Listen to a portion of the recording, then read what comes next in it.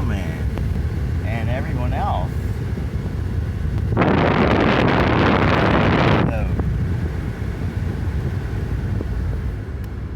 So I just passed a big van.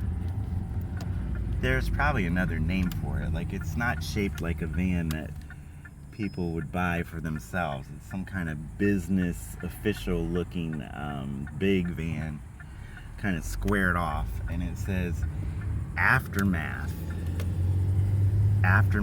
something, and medical waste, emergency, I don't know, something that leads me to believe that somebody died in that house and they're cleaning it up,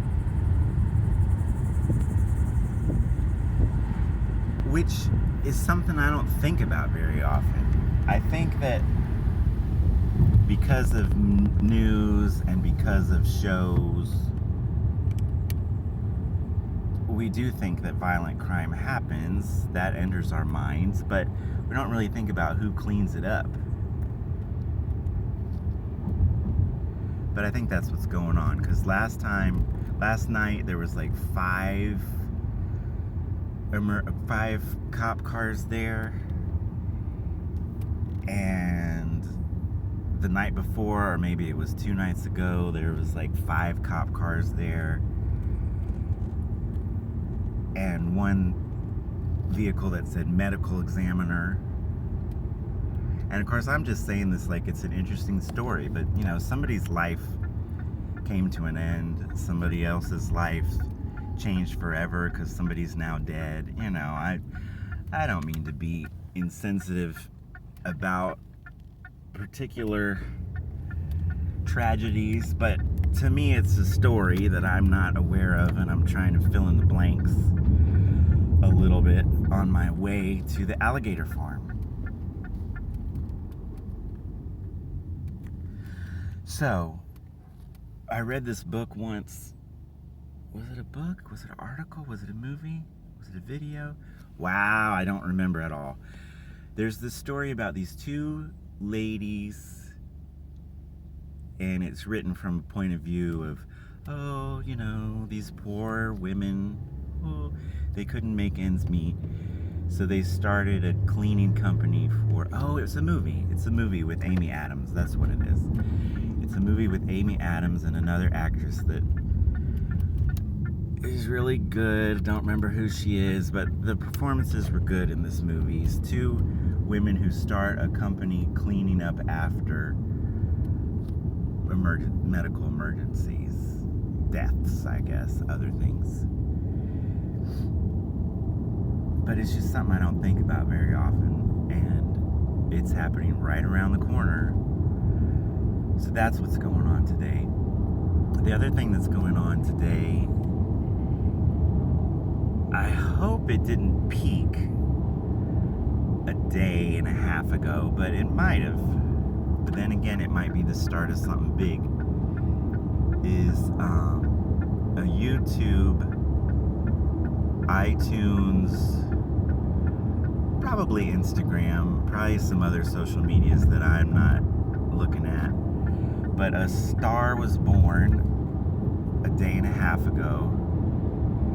And last I heard, he had 3 or 4 songs in the top 10 of iTunes and 2 or 3 more in the top 25 of iTunes. Which is very interesting to me, because what it shows me is that although artists concentrate on the singles and they want to have a #1 single, which he had on iTunes, the public wants to listen to a whole album. If they listen to his single and that causes them to go to his iTunes page or YouTube page and listen to more of his singles, what people are still interested in doing is listening to what we used to call an album. 9 or 10 or 11 or 12 songs by one artist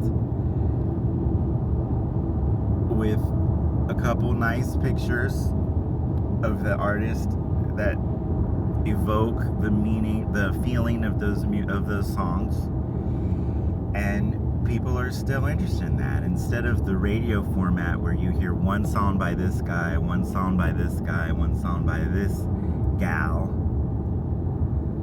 people are going to seek other songs by that artist once they like the single. So there's an opportunity for the resurgence of the album. I would say that Fleetwood Mac Rumors is the album, if you have to pick one.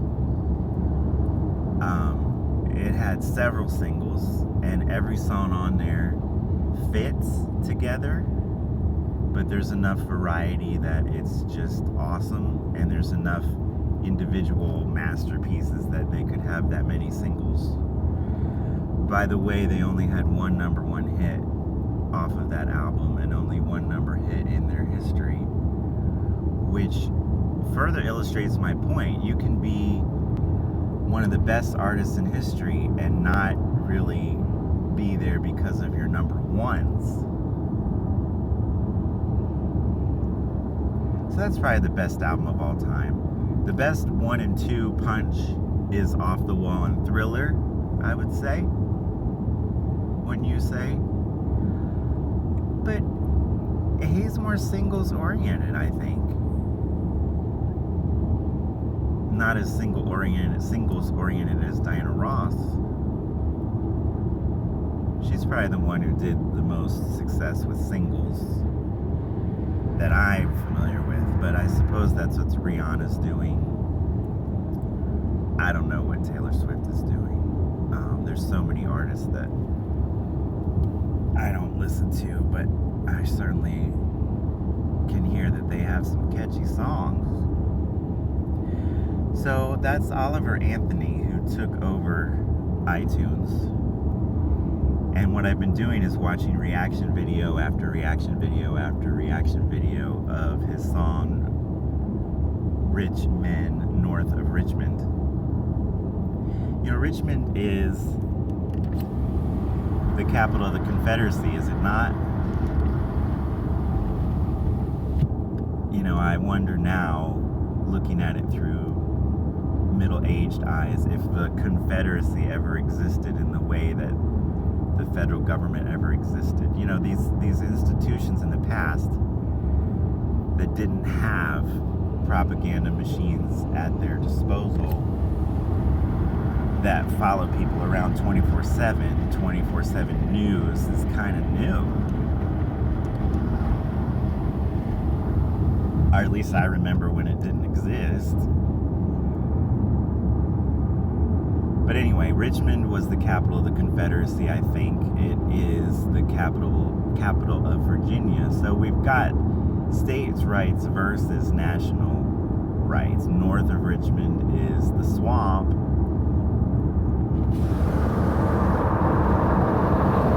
Whereas Richmond is just one of the 50 capitals. So there's no way around it. Even though we don't have to go anywhere to work, we can work at home. Even though we don't have to be anywhere to talk on the phone, we can do these things from anywhere. Geography has changed. The importance of geography has changed. There's just something about somebody who doesn't live close to you, controlling you, that doesn't work very well.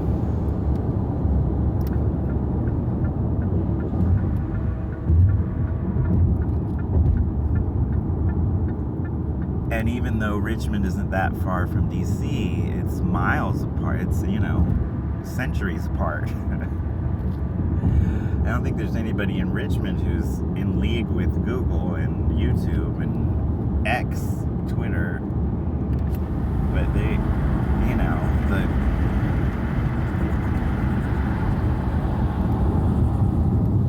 the Hollywood, London, New York, Chicago machine is just too obvious these days. So Oliver Anthony did what any of us could have done who are musicians. He's a musician. He said he's not really that good of a musician, and he said he's not really that good of a singer, and that the song might be a masterpiece, but it's a masterpiece because of what's inside of us and what we're feeling. And I don't think he said it, but what's going on right now, is turn that song into a masterpiece because it captures what needs to be said right now. And I was about to say right here, but it's global. It's global. Globalism is a real thing, and globalism is being protested in that song. And he hit the nail on the head. So we've got example after example of people tearing up, mainly men,